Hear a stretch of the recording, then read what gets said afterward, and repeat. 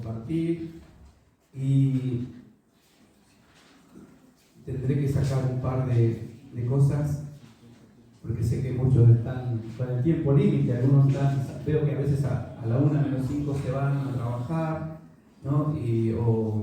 O tienen algún compromiso no pudiendo llegar. Pero bueno, sé que esto también queda grabado y en algún momento lo podrán escuchar si están interesados en el crecimiento de la palabra del Señor. Amén.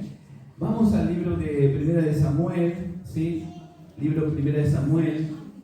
El tema que estoy desarrollando en este tiempo es el espíritu que obra, que opera en mí, ¿sí?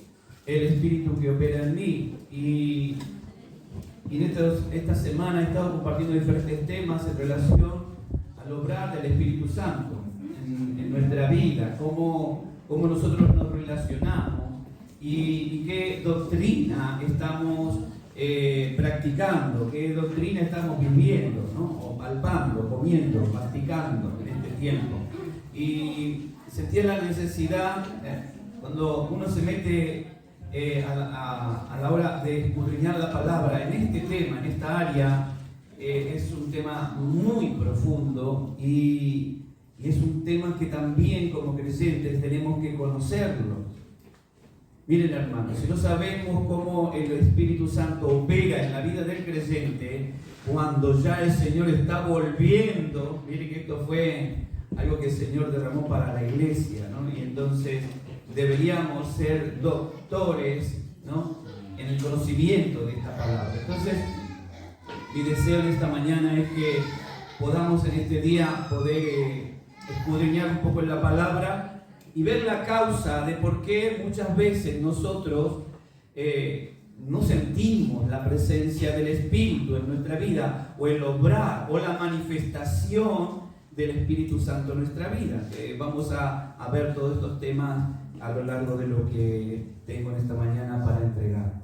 En el primer libro de Primera de Samuel, en capítulo 1, hay una historia, usted ya lo sabe, la vida de Ana, ¿sí?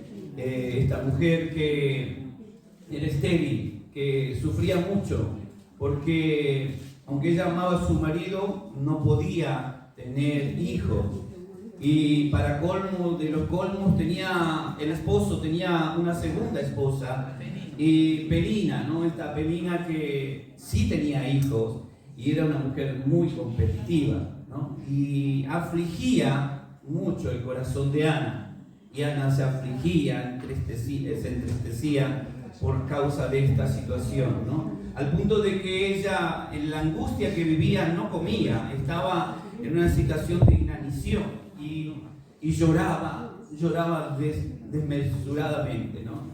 Y entonces un día decidió ir al tabernáculo, al templo, a orar. Y cuando ella estaba ahí en Silo orando, dice que empezó a orar y de pronto, fíjense, que ella fue a orar y el sacerdote Elí la miró como diciendo: mujer, estás borracha, porque era tanto, estaba tan compungida que no le salían las palabras del dolor de su corazón, ¿no? Y entonces el sacerdote, al tratarla de borracha, ella reacciona, ¿no? Contándole la historia del capítulo 1, ¿no? Ella reacciona y le dice: no, Señor, yo no estoy borracha, ¿no? Estoy afligida, estoy compungida, ¿no? Porque no he podido tener un hijo. Y ahí ella le dice, ¿no? Y ora. Y ahí cuando está orando, le dice al Señor, al sacerdote, que no es una mujer ebria, sino que está congojada, compungida, ¿no?, en su corazón, y empieza a orar en el lugar, a implorar en la presencia de Dios. Y luego de que ella comienza a implorar y declara, ¿no?, al Señor: si tú me concedes, dice, un hijo, lo consagraré todos los días de su vida para que Él te sirva, ¿no? Y entonces dice que luego de haber orado y de haber entregado todo eso en el templo, dice que se levantó y rápidamente al tiempo comió, bebió, ¿no? Y pronto, ¿no?, dice que la visitó Elcana, su esposo, ¿no? Y ella tuvo un hijo que se llama Samuel, ¿no? El Samuel que conocemos del profeta Samuel en la Biblia y concibió a su hijo. Entonces, al leer esta historia, cuando uno lee esta historia, podemos darnos cuenta que hay situaciones en el corazón de las personas. Yo digo, las respuestas que a veces tardan en nuestra vida son a causa de las aflicciones o las angustias que endurecen nuestro corazón, ¿no? Ana estaba compungida y dolida, ¿no? tan amargada por esta situación, que vivía con un corazón endurecido. ¿Cuántos de nosotros, ante las circunstancias de la vida que se nos presentan en diferentes oportunidades, no hemos experimentado esto de endurecer el corazón, ¿no? De vivir con una angustia, de sentir un dolor aquí en el pecho, ¿no? o ese malestar? Y entonces, al leer esta historia, yo experimentaba también, y el Señor hablaba en mi corazón, trayéndome a memoria también el tiempo cuando estuve en el seminario orando y estaba estudiando, y a la vez trabajaba. Yo estaba medio tiempo en el seminario y medio tiempo trabajaba, 12 horas dentro y 12 horas fuera. Dormía muy poco a causa de que trabajaba en una empresa. Y resulta de que mientras estaba en el seminario, estábamos internados ahí con mi esposa y mi hija, el mismo seminario estudiamos con los pastores, y me acuerdo que llegué una tarde, en el seminario se hacían reuniones, celebraciones, ¿no? Se traían invitados, pastores. Me acuerdo que habían invitado al pastor Scataglini, un pastor muy del Señor, ¿sí? Y que tenía un testimonio. Él estaba hablando acerca del Espíritu Santo, ¿no? Y del obrar del Espíritu Santo. Yo en ese entonces, como era estudiante, todavía había muchas cosas que no las tenía claras acerca del Espíritu Santo y cómo el Señor se mueve en nuestra vida. Y claro, venía turbado del trabajo, cansadísimo, ¿no? Y siempre, claro, yo me sentaba en la puerta. No sé si te acordás la capilla que tenía arriba, ¿no? Tenía un altillo y había una escalerita para subir ese altillo. Yo me quedé ahí atrás y estaba la capilla, pero repleta de estudiantes, ¿no? 500 estudiantes, 600 estudiantes, una cosa así completo el auditorio, ¿no? Y yo entro a mitad de la reunión prácticamente y me quedo ahí, atrás, como escondidito. Y escuchando la palabra, de pronto viene un joven, estudiante, y me dice: el pastor te llama. Me dice: ¿cómo me llama? Sí, el pastor te llama. ¿Qué pastor? Le digo: el que está predicando. Me dice: que pases adelante. Imagínense, yo recién entraba, venía con la cabeza, no estaba metido en la reunión, y de pronto, bueno, así que en un momento pensé que era una broma, pero me adelanté un poco y me quedé a mitad de lo que era esa capilla. Y viene nuevamente el chico y me dice: el pastor dice que pases adelante. Y yo les digo, hermanos, me costó mucho librarme de muchas cosas, vicios religiosos, temores, prejuicios. Y la verdad que me daba mucha vergüenza tener que pasar adelante. Y di unos pasos más. Y nuevamente vino el chico y me dijo: no, por favor, no me haga venir otra vez. El pastor me dijo que pase. Yo lo miraba, yo no lo veía hablar con el pastor. La cuestión es que pase adelante. Al final, y habían como 5, solamente como 5 o 6 eran que estaban ahí, que habían llamado al pastor. Y nos hacen subir arriba. Era una cosa así que todo, estábamos a la vista de todo. Y empezó a orar. Yo recuerdo que él empezó a orar y después no me acordé más de nada. Más de nada. Me acuerdo que me entregué al Señor. Le abrí mi corazón al Señor. Dije: Señor, si este es el momento. Porque se estaban rompiendo estructuras dentro de mi ser. Cosas que no nos dejan crecer. Cosas que nos impiden avanzar en el Señor. Así que dije: Señor, si este es el momento, tocame, hace algo. Y como les decía, el pastor oró. Y yo de pronto no supe más nada. El culto parece que siguió, todo siguió, y eran como las 12 de la noche. Ya el culto había terminado, imagínense que eran a las 9 de la noche los estudiantes a las 10 ya tenían que estar durmiendo, una cosa así, te acordás los horarios, ¿no? Así que ya había terminado y eran las 12 de la noche y yo estaba el púlpito aquí y yo estaba tirado aquí, estaba en el púlpito tirado con la cara en el suelo. Un charco, no sé de qué era. Había llorado tanto, hermanos. Dios me había vaciado. Dios me había limpiado de todo aquello. Me sentí liviano, diferente, transformado, ¿no? Y sentí el toque de Dios. Y yo le di tantas gracias a Dios. Tiempo después recibí ese bautismo del Espíritu Santo y esa experiencia maravillosa que es el poder hablar en lengua y poder tener esa experiencia, ese contacto con el Señor, que es tan maravilloso, y que quiero en esta mañana compartirles a ustedes este tema para que la iglesia pueda vivirlo también, porque el Señor dijo: sin mí nada podéis hacer, ¿no? Y Él envió al Espíritu. Este Consolador está entre nosotros para que nosotros lo experimentemos. El asunto es que lo conocemos a Él, ¿no?, intelectualmente, pero a Él lo tenemos que conocer, relacionarlo interpersonalmente. Tenemos que relacionarnos con Él, porque si no nos relacionamos con Él, hermanos, el pecado endurece el corazón, lo petrifica como una roca, al punto de que no le permite el pecado, ¿no?, darle lugar a la obra, a la presencia, a la persona del Espíritu Santo en la vida del creyente. Por eso necesitamos la presencia del Espíritu Santo en nuestra vida de una manera más concreta. Así que la palabra dice claramente ahí en Ezequiel, una promesa que Dios le da al pueblo de Israel: quitaré el corazón de piedra, dice, ¿no? Dice: os daré un corazón nuevo y pondré un espíritu nuevo dentro de vosotros, y quitaré de vuestra carne el corazón de piedra y os daré un corazón de carne.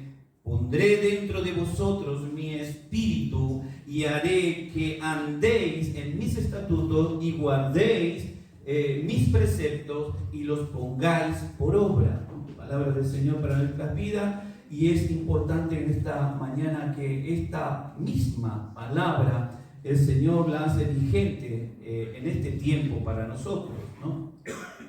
Y este mismo Dios que dio estas promesas al pueblo de Israel por medio del profeta Ezequiel, ¿no?, de que Él iba a habitar en el corazón de su pueblo, es el mismo Dios que nos prometió también a nosotros venir a acompañarnos cada día y estar con nosotros. Claro está que si tenemos un corazón insensible al Espíritu Santo, no podemos darle lugar a Él en nuestra vida. Y eso es terrible en nuestro caminar, porque el Señor está volviendo, hermanos, y todavía no llegamos a entender la dimensión del obrar del Espíritu Santo en la vida del creyente, ¿no?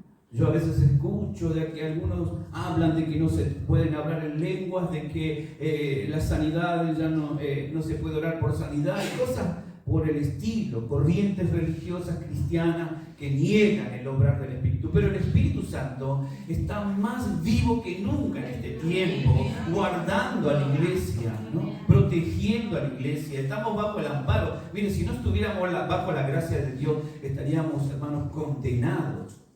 Pero por la gracia de Dios y la misericordia que Él sabe esperar, porque grandes son sus misericordias cada día, dice, Él sabe esperar a los insensibles que puedan venir corriendo a sus pies, ¿no?, y recibir lo que Él tiene para cada uno de nosotros. El Señor ha obrado sobre la iglesia de maneras indecibles. Él se mueve de formas indecibles. Él derramó una gracia infinita. Saben que la gracia es para los inconversos, para los que no tienen al Señor. Esa gracia inmerecida. Ustedes ya han oído acerca de lo que he hablado con respecto a la gracia. Nadie puede comprender por qué Dios ama tanto a alguien que lo odia, a alguien que lo repudia, a alguien que lo rechaza. Pero sin embargo Dios sigue amándolo al punto de que Él envió a su Hijo para que pueda tener la opción de salvación, como nosotros en esta mañana la hemos recibido de parte del Señor. Entonces,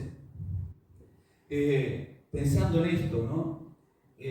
Yo digo, Señor, Él quiere obrar en cada una de las personas de una manera especial. Y las personas, hermanas, para poder entender y creer en el Evangelio, tienen que tener una relación con el Espíritu Santo. La gente no puede recibir al Espíritu Santo, ¿sí?, en el proceso, en el orden divino de Dios. Hay un orden en todas las cosas que Dios ha hecho. Dios es un Dios de orden. Y aún en el proceso de la salvación para nosotros, Él le ha puesto un orden. Y este orden tiene que ver con la predicación del Evangelio. Por eso el mandato del Señor: ir por todo el mundo y predicar este Evangelio.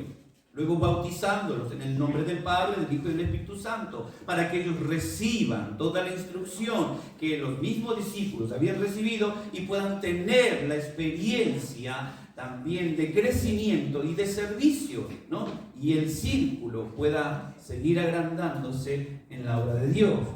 Pero la gente no puede recibir al Espíritu Santo, quien es el que da convicción, es el que nos guía, el que nos consuela, el que nos capacita, el que nos enseña, el que nos trae luz y entendimiento.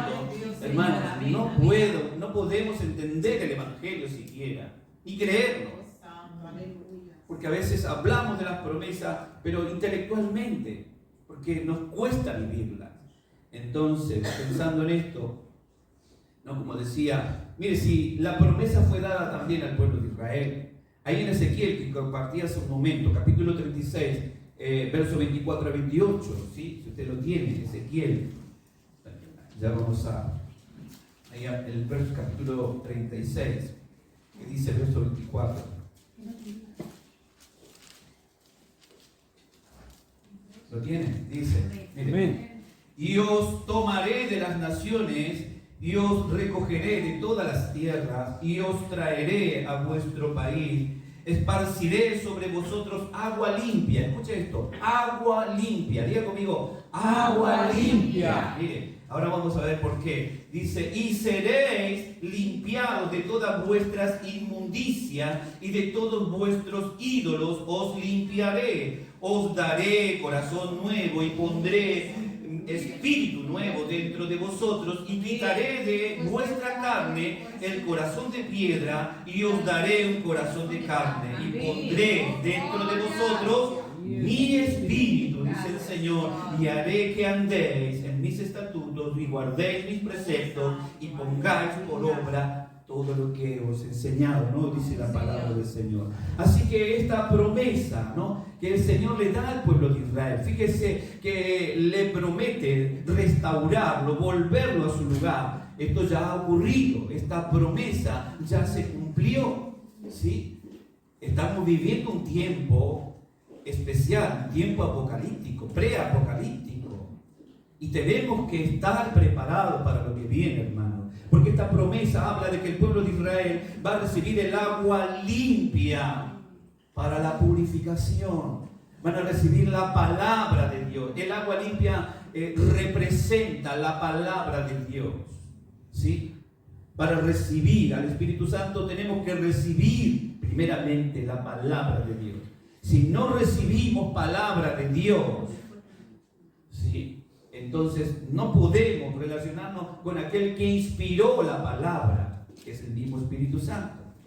Así que, entendiendo esto, el Señor habla un poco también de esta situación en las bodas de Canaán, ¿sí? Ahora pasamos al Nuevo Testamento.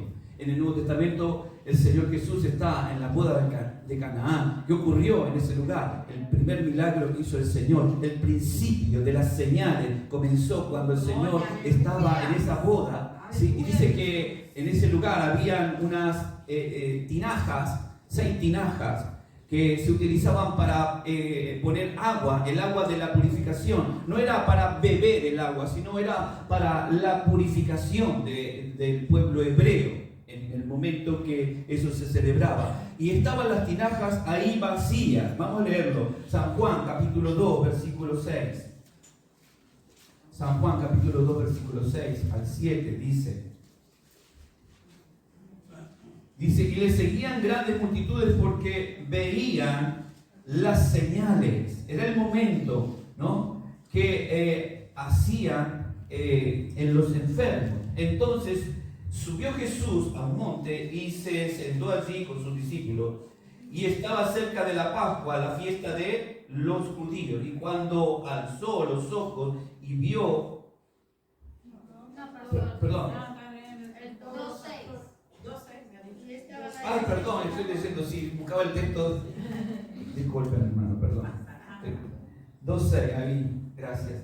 Y estaban allí, ahí está. Y estaban allí 6 tinajas de piedra para agua, conforme al rito de la purificación de los judíos, en cada una de las cuales cabían 2 o 3 cántaros, aproximadamente unos 80 litros, una cosa así. ¿Sí? Y Jesús les dijo: llenad estas tinajas de agua, y las llenaron hasta arriba. Entonces les dijo: sacad ahora y llevadlo al maestresala, y se la llevaron. Y vemos que ocurrió un milagro, ¿no? Lo que no tenía vida pasó a tener vida, ¿no? El agua es inerte, no tiene vida, pero el vino sí tiene vida. Y esto era una imagen de lo que iba a pasar, porque las tinajas representan al hombre, ¿no?, en este caso, al hombre con el corazón endurecido. Eran tinajas de piedra, dice, ¿no? Dice que esto representa al hombre, ¿no?, con un corazón endurecido. Y el agua, que representa la palabra, es la que nos purifica, es la que nos transforma. ¿Cuántos decimos amén a esa palabra? Que Él nos transforma el corazón cuando recibimos la palabra y nos rendimos al Señor. Entonces, esta imagen que el Señor está mostrándole a los discípulos, lo que representa justamente es un cambio. El Señor, el primer milagro que hizo, representaba un cambio, lo que iba a venir sobre los creyentes, el orden de Dios, ¿no? A través de la predicación de la palabra iba a haber una manifestación de cambios extraordinarios y maravillosos en la vida de todos aquellos que escucharan el Evangelio, las buenas noticias del cielo. Y los corazones que estaban endurecidos iban a ser transformados como la promesa. El tiempo de la palabra se estaba cumpliendo en ese momento. Entonces, cuando vemos aquí, interpretamos estas palabras que el Señor está haciendo, y esta imagen para los judíos, esto era así. Ellos entendían que esto era la señal, el acercamiento del juicio de Dios. Todas las manifestaciones, las señales de Cristo para los judíos representaba eso. Y entonces vemos en esto que la palabra del Señor aquí, cuando habla de las tinajas y el agua y el vino, ¿no?, esta representación que hace nos muestra algo maravilloso, ese milagro, ¿no?, de la llenura, ¿no?, a través de la historia después de Cristo ha ocurrido, ¿no?, incalculablemente sobre millares de personas. ¿Cuántas vasijas han recibido la palabra? Digo, ¿cuántas personas en la historia, ¿no?, del Nuevo Testamento y hasta nuestros tiempos han recibido la palabra del Señor, y sus vidas han sido llenas y sus vidas han sido transformadas, ¿no?, por la palabra de Dios? ¿Cuántos de ellos conocemos nosotros? Entonces, es un milagro que se repite y que se debería seguir repitiendo por la predicación de los cristianos. Nosotros, es nuestra responsabilidad transmitir el mensaje, ¿no?, de salvación a las personas. Entonces, cuando vemos aquí, ¿no?, el proceso, ¿no?, la función de las tinajas sin el agua es obsoleto, ¿no? Las vasijas tenían que tener el agua, ¿no? Esta es la imagen que el Señor nos pone en esta mañana. Nosotros, como tinajas, debemos de estar llenos de la palabra del Señor, para que la palabra del Señor dentro de nosotros nos transforme de una manera gloriosa y podamos tener, cuando deseamos el vino nuevo, ese avivamiento, ese mover del Espíritu en nosotros, ¿no? Entonces, vemos la imagen, ¿no?, esta comparación entre el agua y el vino. El agua no tiene olor, no tiene color, no tiene sabor, ¿sí?, pero el vino tiene color, tiene sabor, tiene olor y alegra el corazón del hombre. un efecto que produce. Entonces, y esto es, no digo que ahora vamos a tomar todo un vasito de vino, ¿no? ¿Alguno estará contento? No estoy hablando de eso. Estoy hablando espiritualmente de que el efecto que produce, ¿no? Esta imagen, ¿no? De tener la palabra del Señor en nuestra vida, va a producir eso, hermano. Va a traer un sabor, va a traer color a nuestra vida, va a traer alegría a nuestra vida. De tal manera que necesitamos, ¿cuántos necesitan ese cambio de transformación espiritual? De estar muertos a tener esa vida nueva en el Señor, ¿no? Y a vivir en el Espíritu. Muchos de nosotros y muchas personas necesitan, ¿no? Esa llenura en su corazón. Entonces podemos darnos cuenta que Dios tiene un orden, ¿no? Está la predicación. Luego de la predicación, este modelo nos muestra toda la palabra, el Evangelio, ¿no? Ya desde el Antiguo Testamento se venía diciendo, y en el Nuevo Testamento se comienza a entregar el Evangelio del reino, ¿no? Las buenas nuevas para los que no la tenían. Y en esto, cuando recibimos la palabra de Dios, recibimos al Espíritu Santo de una manera muy especial. Nosotros empezamos a vivir, ¿no? Una vida nueva en el Señor. ¿Cuánto decimos amén a eso? Una nueva naturaleza. Somos nacidos nuevamente en el Señor. Y Pablo dice ahí en primera de Filipenses capítulo 1 versículo 6. Hoy estoy con los números de Dios. Filipenses 1:6 dice: estoy persuadido que esto que Él comenzó en vosotros, la buena obra, la perfeccionará hasta el día de nuestro Señor Jesucristo. O sea que estamos en lo que hemos ya recibido la palabra, ahora estamos en una esfera diferente a la de aquellos inconversos cuando no conocíamos al Señor. Así que el Espíritu Santo es, ahora aquí tenemos que entender que el Espíritu Santo es la fuente, ¿sí?, que provee todos los recursos espirituales y en especial manera los dones, ¿sí? Entonces Dios, digamos en esta mañana, conforme a lo que decía Pablo, estoy persuadido de que el que comenzó en nosotros, diga, el que comenzó en mí la buena obra, la perfeccionará hasta el día de Jesucristo. Y esto lo tenemos que reconocer, hermanos, cada día, ¿sí? Dios no ha terminado con nosotros. Decirle que está a tu lado, Dios no terminó todavía contigo, porque hay que seguir, ¿no? Hay que seguir en esta tarea, tenemos que seguir en esta tarea, porque Dios no ha terminado, decirle que está a tu lado, nos decimos, que cuando encuentren a un cristiano por ahí esta semana, dígale, el Señor todavía no ha terminado la tarea en tu vida, tenés que venir a su presencia, que el Señor pueda fortalecerte. Así que claro, en esto damos gloria al Señor, porque esta tarea la tenemos que llevar adelante, hermanos. Una tarea que perdurará hasta que Él aparezca nuevamente en gloria y en poder, y nosotros podamos darle a Él toda alabanza, gloria y honor. Amén. Aleluya. Así que el Espíritu Santo es la fuente de provisión de los recursos, de los dones del Espíritu. Vamos al libro de Corintios, 1 Corintios, capítulo 12. 1 Corintios, capítulo 12, dice la palabra. Algo precioso, cuando entramos en la carta de los Corintios, vemos aquí el obrar del Señor, ya el Señor manifestándose sobre la iglesia que había recibido el Evangelio, ¿no? Entonces, Corintios, capítulo 12, versículo 1 al 3, dice: no quiero, hermanos, que ignoréis acerca de los dones espirituales. Sabéis que cuando erais gentiles, miren, está haciendo memoria Pablo a esta iglesia por alguna razón. Miren, dígame si no nos agrandamos. A ver, ¿no se ha agrandado usted cuando usted es un poquito más que alguien, ¿no?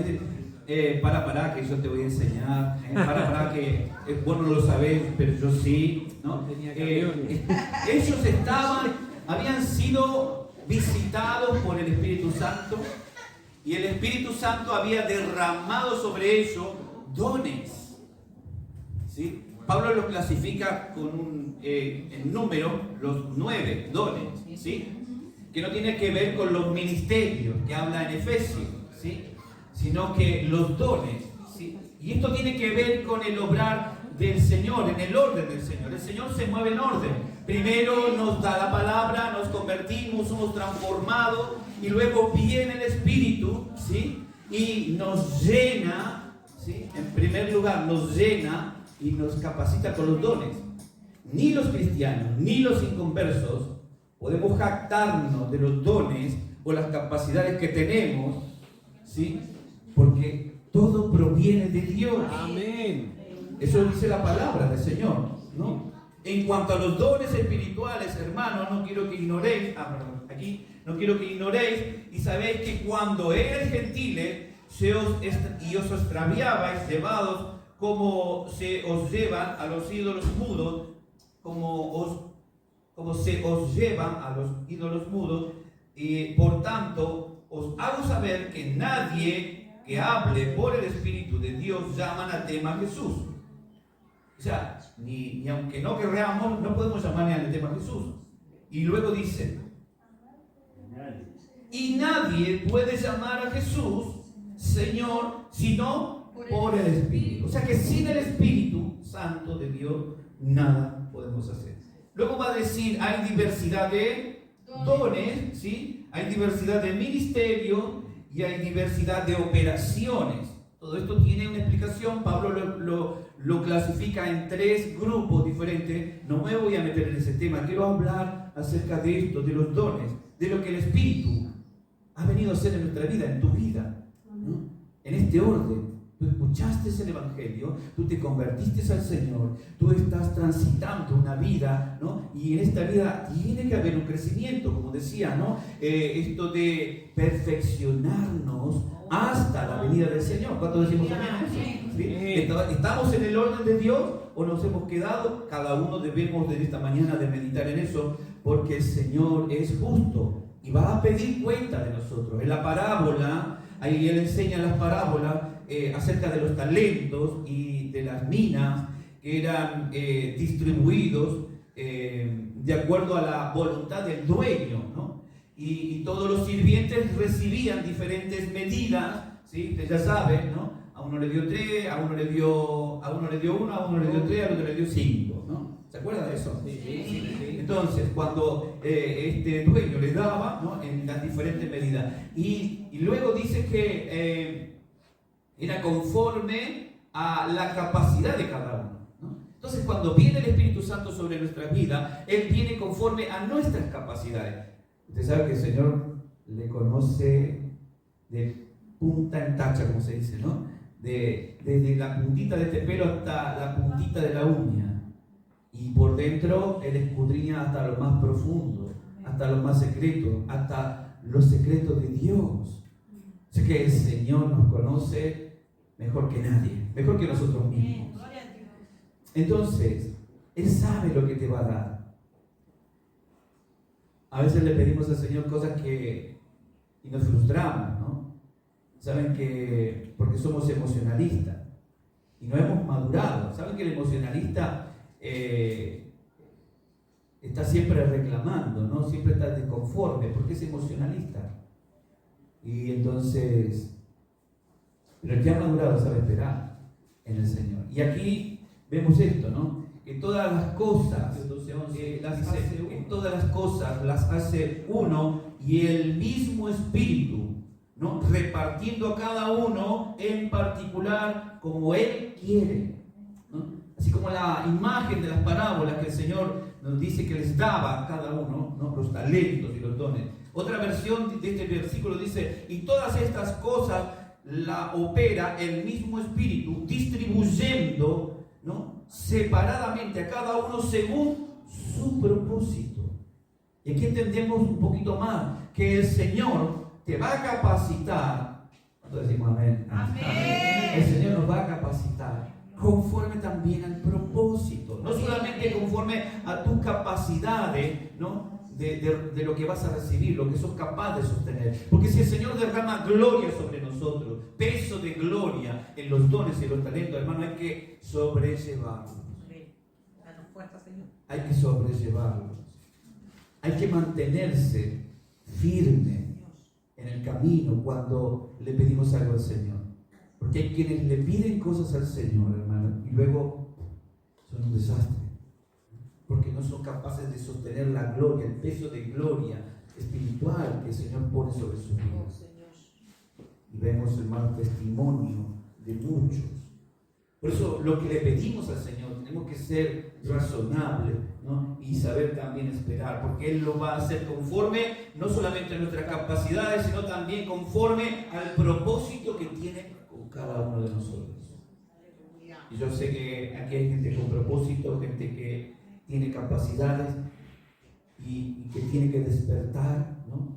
de ese letargo y empezar a experimentar el obrar del Espíritu Santo. Tenemos que empezar a vivir, hermano. Decir que está a tu lado, tenemos que empezar a vivir el mover del Espíritu. Él está vivo, Él está en medio de nosotros. Algo que les cuesta mucho reconocer es justamente esto, las capacidades y los dones, no atribuyéndoselas como autosuficientes, ¿no? Y creyendo que por sí mismos lo que tienen o lo que han logrado alcanzar en su vida lo han hecho por sus propias fuerzas y méritos. Si no fuera por el Señor, ¿qué sería de nuestra vida? Dice la Biblia que es el hombre para que Él lo mire, ¿no? Hay un cántico que cantaba en la iglesia, ¿no? Si no hubiera sido por el Señor, si no hubiera sido por el Señor, mi alma se hubiera perdido, si no hubiera sido por el Señor. Mi alma se hubiera perdido, si no hubiera sido por el Señor. Y antes se cantaban estas canciones de consagración al Señor. Si el Espíritu de Dios no mueve, ni las hojas de los árboles se mueven, ¿no? Algo así, había otro cántico. Y cánticos en aquel entonces, yo recuerdo cuando era chico y cantaban canciones así, reconociendo, ¿no? La soberanía, la omnipresencia del Señor. ¿Quiénes somos nosotros para creer que podemos escondernos de un Dios tan grande que creó todo lo que está a nuestro alrededor y a nosotros mismos?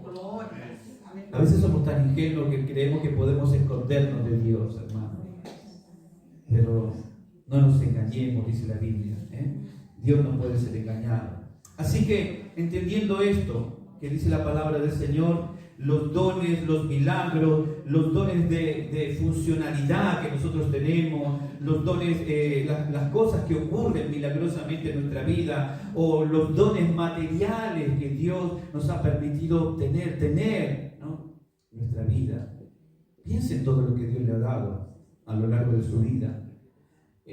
No lo hubiésemos tenido si no hubiera sido realmente por la gracia de nuestro Señor Jesucristo. Porque dice la Biblia en 1 Corintios capítulo 30, Él es la fuente de todo lo que tenemos para que nadie se gloríe delante de Él. Amén. Él es la fuente de todo lo que tenemos. Aleluya. Comenzando por nuestra vida, aleluya, nuestros logros, capacidades. A veces cuando vivimos una vida lejos de Dios pensamos que todo lo hacemos por nuestros méritos y es por la gracia de Dios. Ahora bien, cuando hablamos del Espíritu Santo, Él viene sobre nuestras vidas. Ahora estamos recibiendo los dones, ¿sí? Hay una serie de dones, voy a hablarlo más adelante porque es muy largo el tema, pero quiero hablar en esta mañana en 3 puntos y explicar el tema de las lenguas, de cómo el Señor operó a través de esta manifestación, que para muchos es un tema de conflicto y a veces se enriedan, porque toman textos de la Biblia, ¿no? Y no toman el contexto de los pasajes que se deben de tener para poder interpretar estos temas, y que son muy, muy importantes que nosotros lo sepamos. Ya hemos hablado acerca un poco de este tema, ¿no? Con respecto a cuál es el don de lengua. La Biblia habla de esto, ¿no? Y hay 3 clases de lengua en la Biblia, lo podemos ver en varias partes, ¿sí? En varios libros de la Biblia, este tema. En principio, el Señor dice que derramó el Espíritu Santo en el libro de los Hechos, ¿no? Ya recuerdan, la promesa de Joel se cumple, ¿no? Y el Espíritu Santo es derramado, ¿sí? En ese momento del aposento alto, y ellos comenzaron a hablar en nuevas lenguas, en nuevos idiomas, sería la palabra correcta, ¿sí? Los que estaban orando en el aposento alto fueron investidos con el poder de Dios para tener una capacidad de comunicación, para transmitir el mensaje de Dios a los hombres a través de hablar en los idiomas de las personas. Y dice ahí la Biblia, el libro de Hechos, cuando está pasando todo esto, ¿no? Ahí vemos, entonces, vemos ese proceso, ¿no? En el momento del Pentecostés está ocurriendo ese derramamiento, la provisión de Dios está viniendo, Dios está visitando y está derramando justamente sobre la vida de los hombres. Ahí en Hechos capítulo 2, 7, 11, ¿no? Habla de esto. Así que él mismo estaba obrando de una manera especial sobre todo, y los cristianos de aquel entonces. Vamos a leerlo. Hechos capítulo 2. Hay algo importante porque dice que estaban asombrados, estaban atónitos. Me encanta la palabra porque dice, describe, ¿no? Aquellos visitantes que iban a Jerusalén a ofrecer sacrificios, ¿no? Holocaustos en el templo a causa de los pecados de sus vidas. Y dice que estaban ahí, de pronto irrumpieron los discípulos del Señor y empezaron a predicarle, a hablar, a anunciar, ¿no? Las maravillas del cielo. Capítulo 2, verso 7 dice, y estaban atónitos y maravillados diciendo, mirad, ¿no son galileos todos estos que hablan? O sea, los galileos es como decir, no sé, no son todos los chaqueños. En Chaco hablan en guaraní, en Argentina, ¿no? No son todos, a ver, como que pueblerinos, claro, no son todos de allá del campo, esto, ¿no? Esto que no tienen instrucción. Los galileos eran gente de gentiles, o sea, gente sin letra, ¿no? Sin preparación. Y la gente sabía, porque ellos sabían identificar quién eran los sacerdotes, quién eran los galileos por cómo se vestían, ¿sí? Las vestiduras decían a qué nivel, a qué esfera social pertenecías, ¿no? Es como nosotros vemos hoy a la gente, ¿no? Bien vestida, seguro. Y el que está hoy pobre, dice, ¿no? Lo echamos abajo, ¿no? Sí, porque tenemos prejuicios, miramos y medimos esas cosas, ¿no? En aquel entonces era algo mucho más preciso, ¿sí? Los esclavos tenían una vestidura, ¿sí? Eran diferentes, un vestidito corto, un vestidito un poquitito más corto y hasta la rodilla. O sea, cada nivel mostraba la clase de esclavo que era. Y cada vestidura mostraba el nivel social y qué profesión inclusive ejercía, solamente por ver la vestidura. Así que ahí estaban y estos lo veían y dicen, estaban atónitos y maravillados diciendo, mirad, ¿no son estos los galileos que hablan? ¿Cómo puede ser que estén hablando? Dice, y dice más abajo, ¿cómo pues les oímos nosotros hablar a cada uno de nuestra lengua materna en la que hemos nosotros nacido? O sea, nuestro propio idioma. ¿Se imaginan nosotros todos hablando en catalán? ¡Wow! ¿A salir a predicar aquí? ¿A los catalanes? En su idioma, que quieren escuchar su idioma de todos lados, por todo lugar. Estuve haciendo una rehabilitación aquí y me decía, yo veía que se movía de todo, él hablaba todo en catalán y yo hacía todo lo que él hacía. Decía, no Juan. Yo no sabía qué era lo que me estaba diciendo, pero me hablaba en catalán. Digo, Señor, dame interpretación de lengua. Dame en catalán. Y me hacía que me moviera, pero no entendía. Pero qué lindo sería, hermanos, que nosotros tuviéramos esa capacitación del Espíritu, ¿no? Poder comunicar y hablar la grandeza, las maravillas de Dios. Porque eso lo están diciendo aquí cuando dicen que estaban atónitos y maravillados, porque escuchaban hablar, ¿no? En su lengua, ¿no? Miren, eran elamitas, medos, persas, ya que estaban los de Asia, los de África y los de Europa, para resumir estos nombres, eran de todos los pueblos que venían a ese lugar. Imagínense, todos los discípulos, eran 120, cada uno hablando un idioma diferente, una lengua diferente, ¿no? Y eso tiene que ver con el idioma. Entonces, en primer lugar, esas lenguas fueron ¿para qué? Para anunciar el Evangelio. Y para que los que no conocían el Evangelio lo pudieran conocer.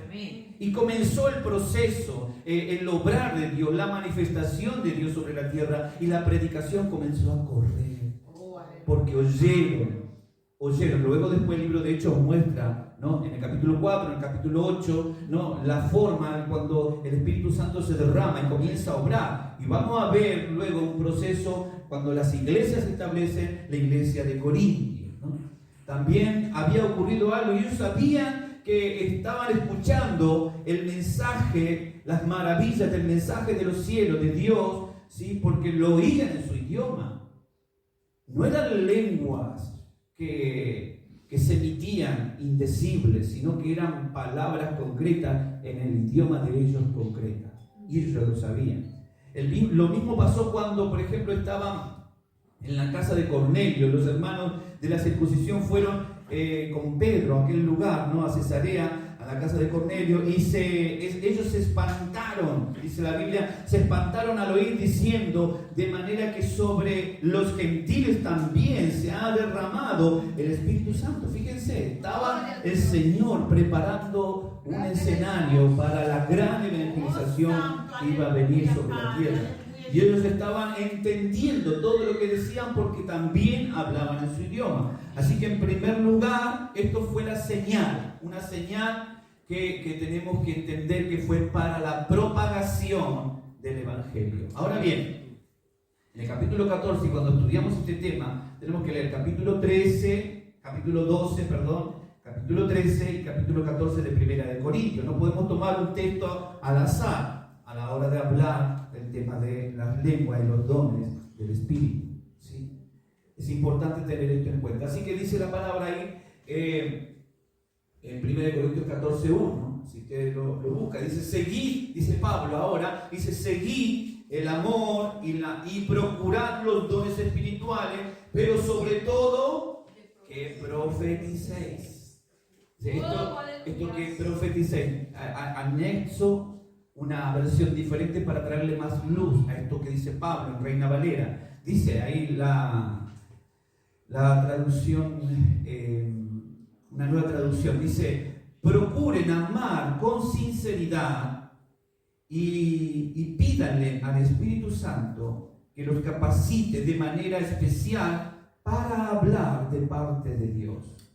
O sea que cuando hablamos del tema de la profecía, porque eso es otro tema también bastante delicado, ¿sí?, que muchos cristianos confunden y a veces van tras los profetas en vez de ir a la palabra, que es la palabra, ¿no?, la que nos transforma, es el agua de vida, ¿sí?, es la que nos limpia. Hermanos, entendamos esto de una vez por todas, que no necesitamos ir a ningún lado más que a la palabra del Señor. Pues si tenemos la palabra de Dios, no podemos ser engañados, dice el Señor. Nada nos podrá hacer retroceder, dice Pablo.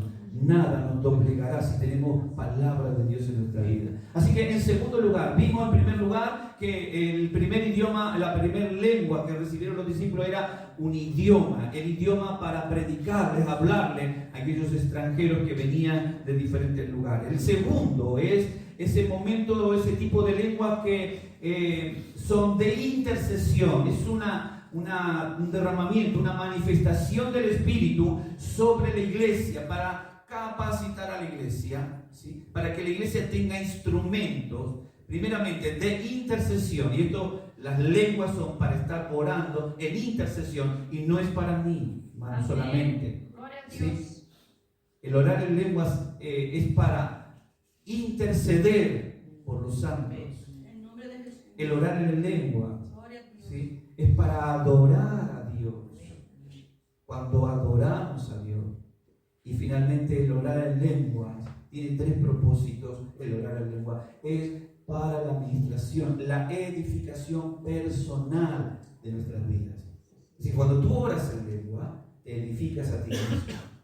Y el Espíritu, que escudriña todas las cosas, y aún lo que nosotros no sabemos decirle a Dios, ¿no?, y que por ahí estamos diciéndolo en lengua, el Señor, ¿no?, el mismo Espíritu Santo lo interpreta y lo procesa, ¿no? En la divinidad de Dios se procesa y Dios trae una respuesta. Entonces, entendemos, y ahí en Romanos capítulo 8, 26 dice Dice, y de igual manera el Espíritu nos ayuda en nuestra debilidad, pues, ¿qué hemos de pedir como conviene? No lo sabemos, pero el Espíritu mismo intercede por nosotros con gemidos indecibles.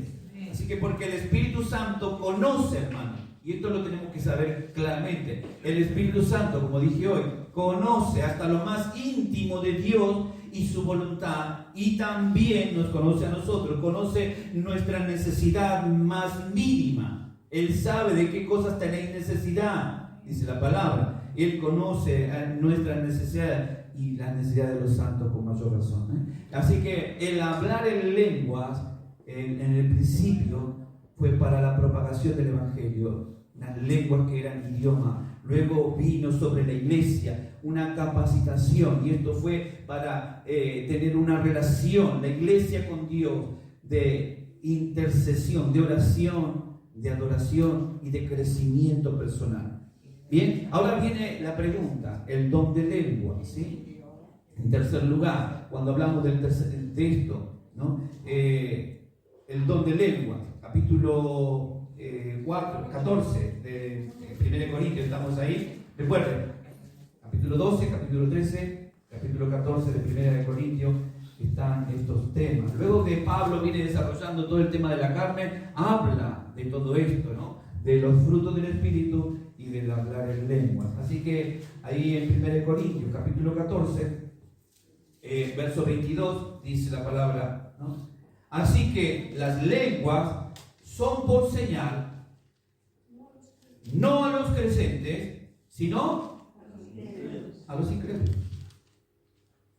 Pero, dice, la profecía no es a los incrédulos, sino a los creyentes. Cuando hablamos de la profecía, ¿sí? Estamos hablando de que el que habla estas lenguas, ¿sí? El don de lengua, es aquel que oye la voz de Dios, ¿sí? Y tiene la capacidad en ese don de lenguas, al hablar con Dios, se necesita y se requiere dentro de la iglesia quien interprete esas lenguas.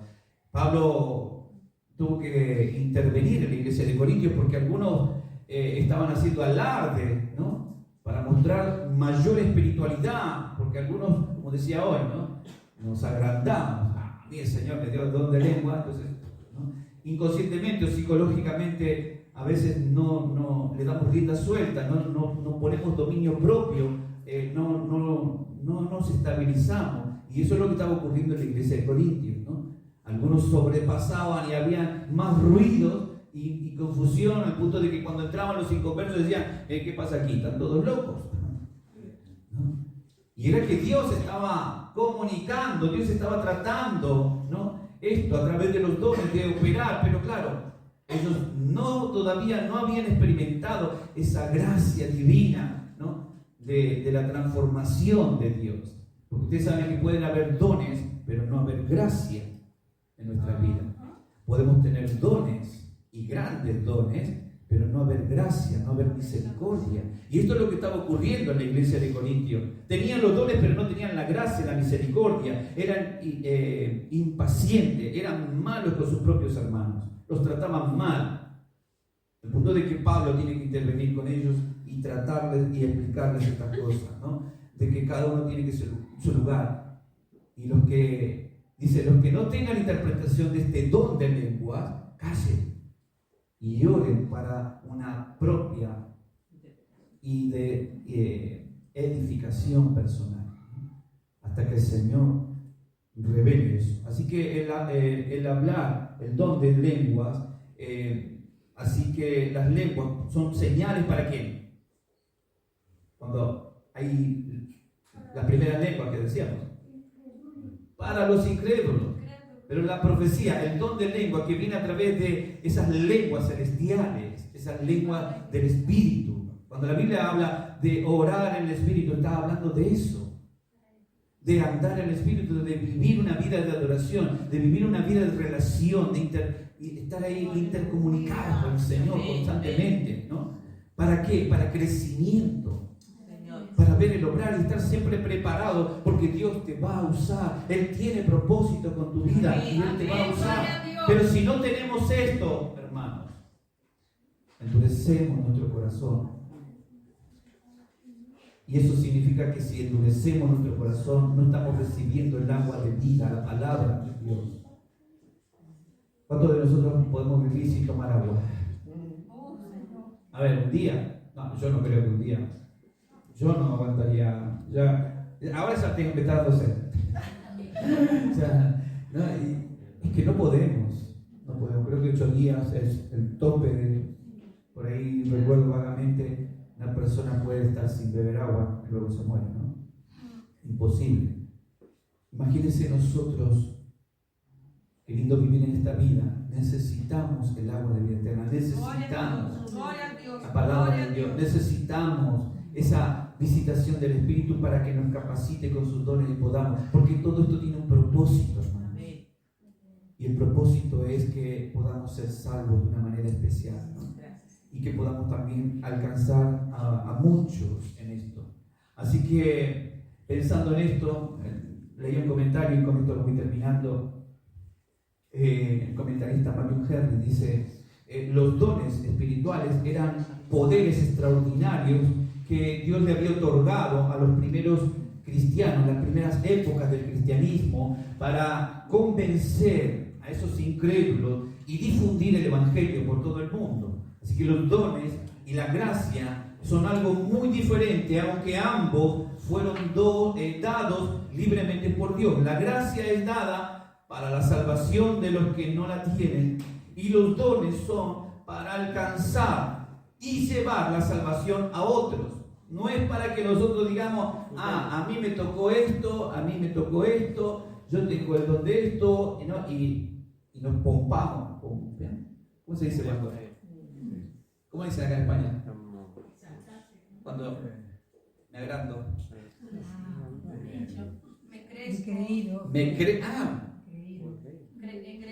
Me hago el engreído, me creo, ¿no? Porque tengo, ¿no?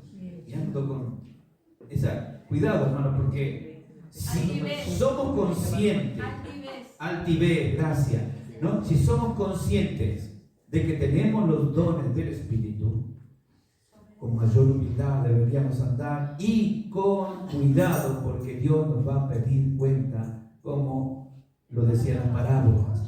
A uno le dio 1, a otro le dio 3, al otro 5, conforme lo que te haya dado Dios. El día que nos presentemos delante de Él, tendremos que dar cuenta. Y los dones extraordinarios del Espíritu Santo lo necesitaban ellos más que nosotros, porque nosotros tenemos toda la revelación en nuestras manos, la palabra, y sobre todas las cosas la visitación de aquel que vino a consolar a los afligidos, ¿no? Al Espíritu Santo. Lo tenemos todo, hermano. Tenemos iglesia, tenemos al Espíritu Santo, tenemos la palabra del Señor, tenemos hermanos hermosos para caminar juntos, y tenemos un futuro y una meta para alcanzar también la presencia de Dios.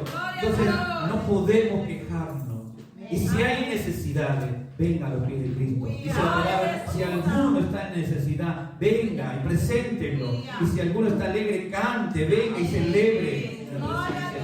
Pero no nos quedemos, porque tenemos una tarea por delante. La palabra de Dios dice que tenemos que ejercer estos dones extraordinarios y llevarlos adelante.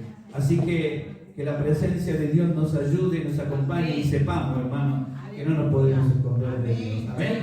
Vamos a orar esta mañana, que nos bendiga, que obre de una manera especial sobre toda necesidad en esta semana. Amén. Gloria a Dios. ¿Cuántos tienen